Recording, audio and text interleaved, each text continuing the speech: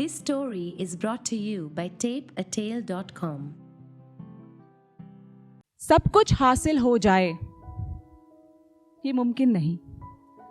सब कुछ हासिल हो जाए ये मुमकिन नहीं जनाब, ये जिंदगी है, पिता का घर नहीं।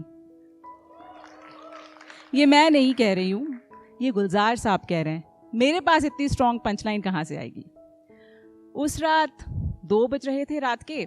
दिन भर ऑफिस में धोबी पछाड़ काम और बॉस के साथ मगजमारी के बाद जो सुकून गुलजार साहब की शायरी में मिल रहा था वो और कहां।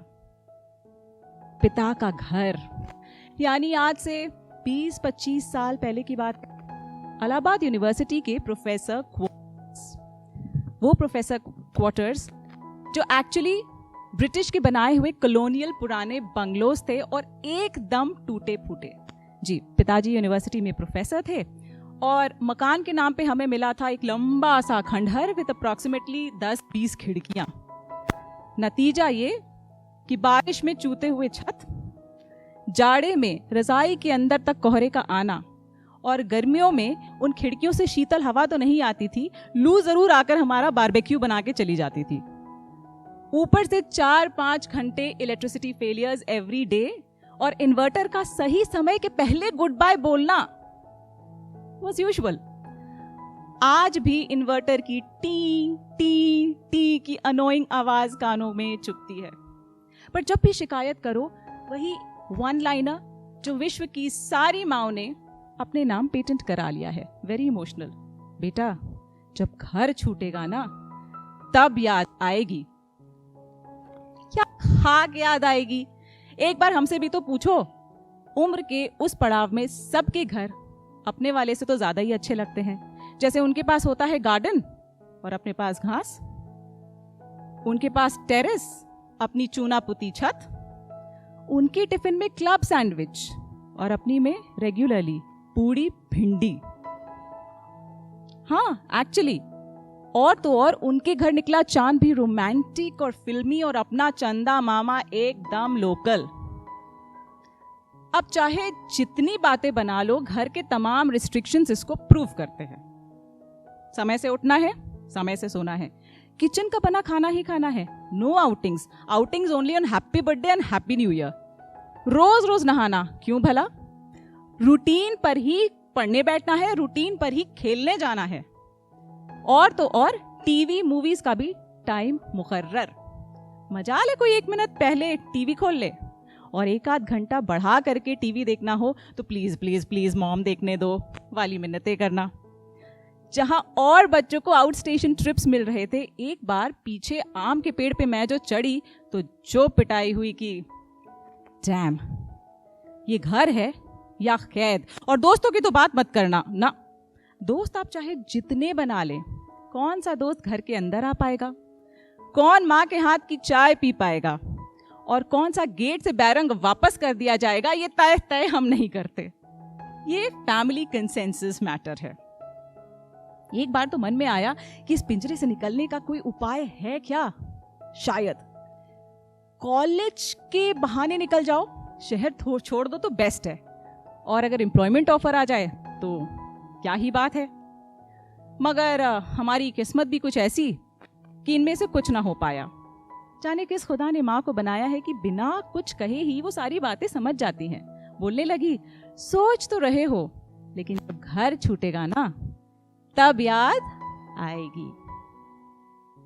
इस गई गुजरी किस्मत के साथ कॉलेज मिला सेम सिटी में। ये अलग दर्द भरी कहानी है।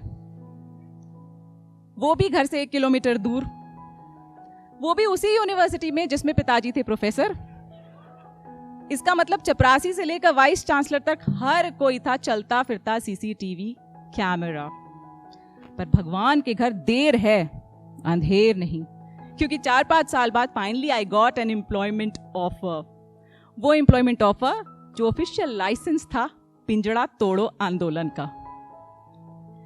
तो जाने की बात हुई।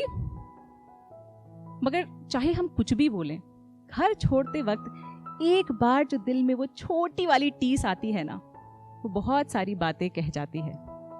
जिंदगी में जिन चीजों की कभी भी परवाह नहीं की, ऐसा लगता है उन सबको समेट कर अपने सूटकेस में डाल के साथ ले चलो। जैसे तकिया, जितना भी पुराना हो नींद उसी पर आती है। वो चादर जो 50 बार धुली गई थी, मेरे कमरे की खुशबू है।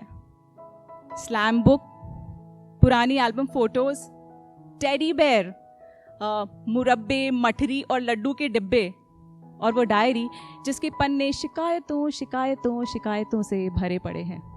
कुछ भी पीछे नहीं छोड़ा जाता। अभी भी वो दिन याद है जब पीछे के देखा तो माँ पीछे भीगी पलकों के साथ मानो कह रही थी कि ना जब घर छूटेगा तब याद आएगी। कॉन्फिडेंस था, नहीं आएगी, ज्यादा आएगी तो तुम मिलने चली आना, पेरेंट्स कहाँ जाते हैं। Cut to the year 2022। पिछले कुछ सालों से जब से घर को छोड़ा है, लाइफ हैज बीन एक्साइटिंग।